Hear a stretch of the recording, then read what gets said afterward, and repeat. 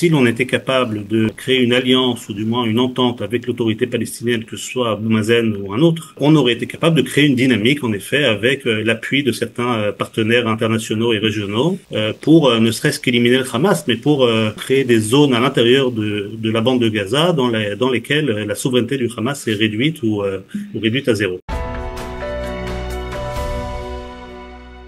Nous avons le plaisir d'être en ligne avec Yonatan Keller. Yonatan, bonjour, Boker Tov. Boker Tov. Merci d'être avec nous ce matin. Je rappelle à nos auditeurs que vous êtes ancien officier des services de renseignement militaire israéliens. Avec vous, je voudrais que l'on fasse un peu le point sur l'actualité brûlante. Et l'actualité brûlante, entre autres, c'est l'annonce confirmée la nuit dernière par Donald Trump de la vente de près d'une cinquantaine d'avions furtifs F-35 par les Américains à l'Arabie Saoudite, un marché extrêmement coûteux, plusieurs milliards de dollars, mais qui risque, et c'est la crainte en tout cas des services de renseignement israéliens, de l'armée israélienne, la crainte c'est que ce marché provoque la fin de la supériorité militaire et stratégique de l'État d'Israël dans la région. Est-ce que vous êtes aussi inquiet que certains observateurs israéliens à ce sujet? Alors, je suis un peu inquiet. D'abord, pour faire le point sur la question, il faut bien comprendre que ce ne sont pas seulement des avions, mais c'est tout ce qu'on appelle un package qui comprend des systèmes de renseignement, des systèmes de détection, des systèmes de télécommunication sophistiqués, tout un soutien logistique. Donc il faut voir la question dans ces termes-là. Maintenant, sur le court terme, effectivement, l'Arabie Saoudite n'est pas un pays hostile. Je n'imagine pas de scénario de combat entre F-35 interposés saoudiens et israéliens. Sur le moyen long terme, j'y vois deux risques relativement importants. D'abord, comme vous le savez, le Moyen-Orient, c'est un jeu d'alliance qui a la méchante tendance à alterner. Donc, nous savons où sont les Saoudiens aujourd'hui. Personne ne sait vraiment quelle sera leur position dans 5, dans 10, dans 15 ans. Surtout s'ils n'opèrent pas sous l'égide d'un accord de normalisation avec Israël.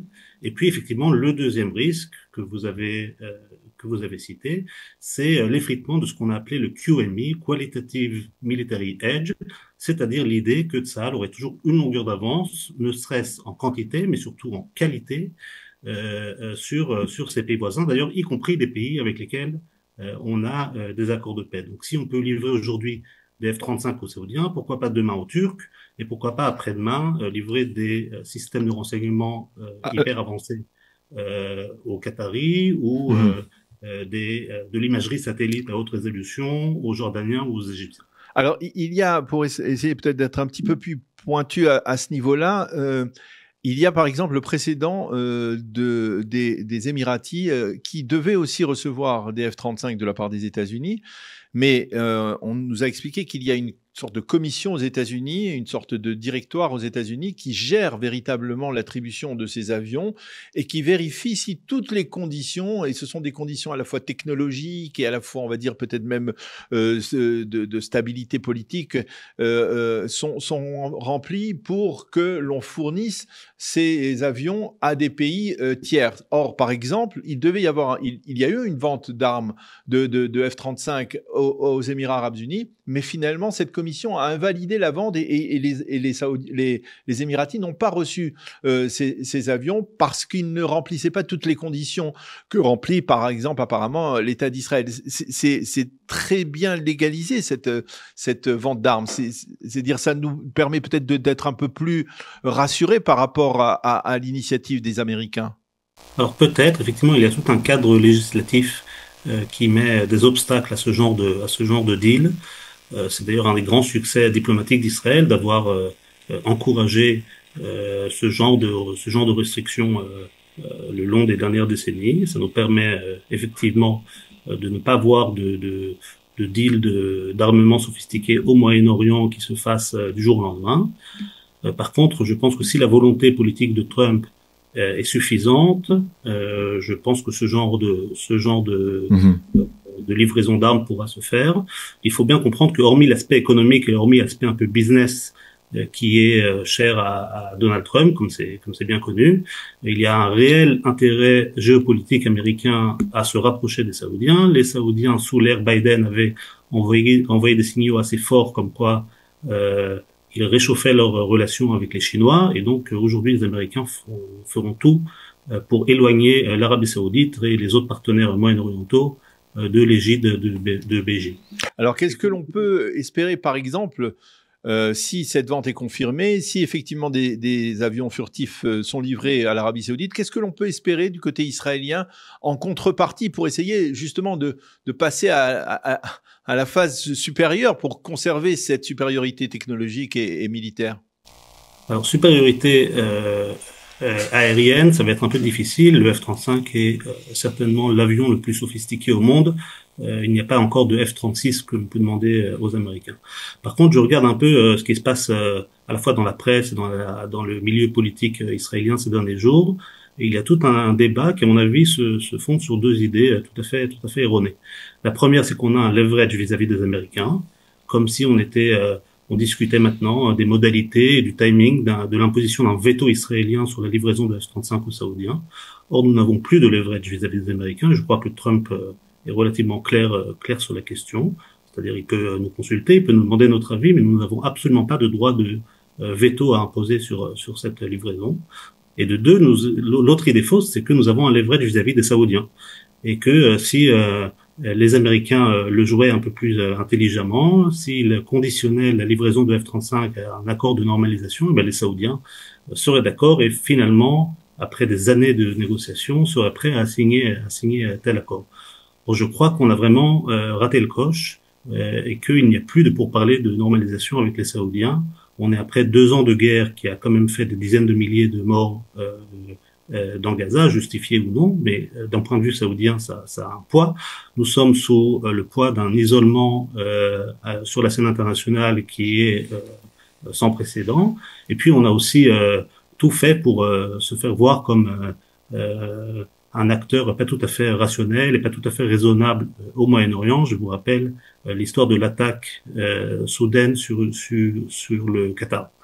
Donc, je pense que les Américains ont compris et ils font acte du fait que c'est pour parler d'accords de normalisation se sont complètement effondrés et donc ça leur permet effectivement d'offrir aux Saoudiens un certain nombre de incentives que par le passé qui étaient réservés par le passé dans le cadre d'un accord.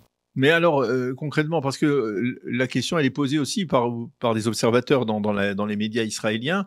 Je pense en particulier, par exemple, à Meir Ben Shabbat, qui était un ancien conseiller à la sécurité nationale, qui dit le jeu avec l'Arabie Saoudite n'en vaut pas obligatoirement la chandelle. Si on doit accepter la vente de F-35 aux Saoudiens, si on doit également accepter le principe de la formation d'un programme nucléaire civil, si on doit accepter le fait qu'il y ait une alliance stratégique entre Washington et Riyad, et tout cela pour obtenir une normalisation dont on ne connaît pas, on va dire, la teneur avec l'Arabie Saoudite, peut-être que le jeu n'en vaut pas la chandelle. Vous pensez que c'est une réflexion saine, cette réflexion de Meir Ben Shabbat? Je pense qu'à partir du moment où on a dessiné le Moyen-Orient en des termes binaires, comme quoi il y avait un axe du mal mené par les Iraniens avec leurs proxys Hezbollah, Hamas et autres, qui affrontaient un axe, disons, modéré ou conservateur, avec au centre Israël, l'Arabie Saoudite, les Émirats et d'autres pays. À partir du moment où c'est les règles du jeu, nous avons un intérêt ultime à avoir un accord de normalisation avec l'Arabie Saoudite. Il ne s'agit pas seulement de touristes israéliens qui pourraient aller se balader à Riyad, il s'agit vraiment d'un accord stratégique en profondeur et sur le long terme, et qui vaut F-35 ou autre. Maintenant, comme je l'ai dit, je pense qu'on n'est pas proche d'un tel accord. Et puis un dernier point sur le nucléaire, effectivement, c'est inquiétant au moins autant que les F-35. Les Américains, sous l'ère de George Bush en 2008, avaient établi un accord qui s'appelle l'accord 123, qui est un accord de coopération nucléaire avec des clauses très strictes en termes de non-prolifération, à ce point-là strict que cet accord n'a été signé jusqu'à présent qu'avec les Émirats arabes unis et avec l'Inde. Eh bien, les Saoudiens demandent aujourd'hui une dispense de cet accord, et donc un droit à établir des centres d'enrichissement sur leur territoire national, Cela veut dire, je vous rappelle l'exemple iranien, cela veut dire quand même une distance relativement réduite à une capacité à créer une bombe nucléaire. Alors, tout cela n'est pas détaché de la réalité dans la bande de Gaza. On le voit, c'est pas un hasard si il y a en même temps cette résolution qui a été votée la nuit dernière à l'ONU sur l'après-Gaza, sur l'après-guerre, et la confirmation de la vente de F-35 à l'Arabie Saoudite. Tout cela est lié parce que quelque part, et là, j'aimerais avoir votre appréciation sur le plan sécuritaire. Concernant l'avenir de la bande de Gaza, on le voit très bien, il y a deux forces majeures qui s'opposent, on va dire, dans le monde arabe. Il y a le Qatar et la Turquie d'un côté qui soutiennent le Hamas et qui, de ce point de vue, bien essayent de maintenir le Hamas au pouvoir dans ce qui reste sous son contrôle dans la bande de Gaza. Et de l'autre côté, il y a les Saoudiens et les Émiratis qui auraient voulu voir l'autorité palestinienne, plus modérée entre guillemets, reprendre le contrôle. C'est-à-dire, comment Israël doit se comporter en tenant compte justement de ces paramètres pour faire en sorte que, par exemple, si on veut d'un côté que le Hamas disparaisse de la bande de Gaza, bien l'intérêt apparemment, je dis apparemment, c'est que bien on renforce l'autorité palestinienne, qu'on lui donne une place dans la bande de Gaza et qu'ainsi on amène le soutien des Émirats et de l'Arabie Saoudite en poussant dehors le Qatar et la Turquie. C'est une explication qui est cohérente, ce que je viens de dire? Oui, je trouve que c'est tout à fait cohérent. Je pense que on ne peut pas le faire pour des raisons qui sont purement politiques pour certains, idéologiques pour autres. Mais si l'on était capable de créer une alliance ou du moins une entente avec l'autorité palestinienne, que ce soit Abou Mazen ou un autre, Abou Mazen il est plus tout à fait jeune, on aurait été capable de créer une dynamique, en effet, avec l'appui de certains partenaires internationaux et régionaux, pour ne serait-ce qu'éliminer le Hamas, mais pour effectivement créer des zones à l'intérieur de la bande de Gaza dans lesquelles la souveraineté du Hamas est réduite ou réduite à zéro. Alors, en attendant, on n'a vraiment pas le sentiment qu'on est à la veille de ce genre de démarche, mais concrètement, qu'est-ce qui se passe dans la bande de Gaza aujourd'hui? On sait qu'il y a sous Rafah près de 100 à 150 terroristes qui restent sous un tunnel, dans un tunnel sous la ville de Rafah. Qu'est-ce qu'Israël doit faire? Est-ce qu'il peut les laisser partir? Et puis, ma deuxième question, elle est plus large, c'est-à-dire, est-ce que vous pensez que finalement, si on n'arrive pas à enclencher la seconde étape du plan de Donald Trump, à savoir essentiellement le désarmement du Hamas, eh bien finalement, Israël peut rester comme ça à contrôler la moitié de la bande de Gaza et que c'est peut-être un moindre mal finalement. Ça donne une zone de sécurité qui permet de rassurer peut-être la population du pourtour de la bande de Gaza, la population civile israélienne. Et puis on resterait comme cela. Est-ce que c'est quelque chose d'envisageable ? Alors, 3 points. D'abord, ce qu'il se passe dans la bande du Gaza, c'est que le Hamas a tout simplement réinstauré sa souveraineté. On l'a vu ces dernières semaines. Il a nommé plus de 6000 policiers. Alors, ils peuvent être policiers, ils peuvent aussi être combattants en temps de guerre, mais plus de 6000 policiers dans la bande de Gaza. Dans ce qui reste de la bande de Gaza, c'est-à-dire dans la moitié de la bande de Gaza. Hein. Il reste quand même 2 millions d'habitants. Il faut bien des forces de police pour ces habitants. Il a nommé 6 gouverneurs de district, donc il réinstaure sa souveraineté aussi politique et toute sa structure de pouvoir. Et de façon très intéressante, on s'est remis à faire des sondages maintenant que des Palestiniens de Judée-Samarie ou des partenaires internationaux peuvent rentrer dans la bande de Gaza. On s'est remis à faire des sondages. Grosso modo, il y a entre 20 et 30% des Palestiniens gazaouis qui s'opposent au Hamas et le reste qui sont plus ou moins, qui soutiennent plus ou moins la continuité de la souveraineté de l'organisation terroriste.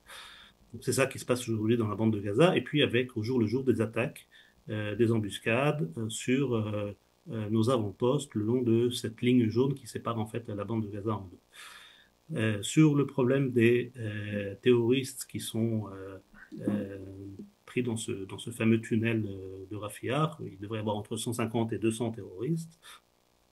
Les Américains sont très inquiets sur la question. Ils ont pensé à un moment que le fait que le retour de Hadar Goldin permettrait un peu plus de marge de manœuvre du côté israélien pour arriver à un compromis sur la question. Je pense qu'on peut concrètement trouver un compromis quelconque. On a parlé par exemple d'exiler ces terroristes dans des pays tierces. Je pense que c'est quelque chose qui est faisable. Ça va être difficile au niveau politique israélien. Cela va être critiqué de gauche et de droite ensemble, mais cela devrait être faisable. Et puis sur votre question sur le long terme, alors effectivement, d'abord, il faut prendre acte du fait que cette guerre a échoué. Cette guerre avait au principal but de démanteler le Hamas, avait le principal but de créer une situation dans laquelle le Hamas ne serait plus souverain sur la bande de Gaza et ne poserait plus de menaces sécuritaires vis-à-vis de l'État d'Israël, et on a complètement échoué sur ces deux points. On parle beaucoup de c'est vrai, Jonathan, je vous reprends là-dessus parce que c'est vrai que c'était l'objectif essentiel, mais soyons honnêtes, depuis un an, tout le monde dit et tout le monde a dit que l'objectif essentiel c'était de ramener les otages. Les otages sont revenus et c'est quand même on peut pas dire l'objectif c'était essentiel c'était les otages quand les otages n'étaient pas là et maintenant que les otages sont revenus redire que l'objectif essentiel c'était le Hamas. C'est vrai que c'était le Hamas, mais ici il y a 3 mois on avait dit l'objectif essentiel c'est le Hamas, on nous aurait sauté dessus parce que on n'aurait pas mis en avant les otages. Il faut savoir comment.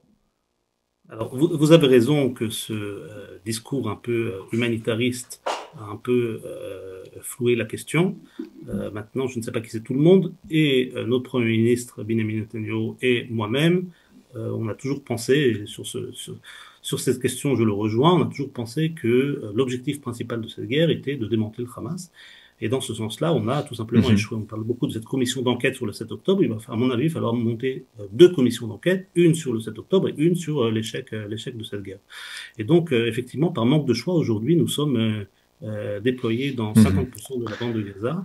Comme vous le dites, notre intérêt pour l'instant, c'est d'y rester.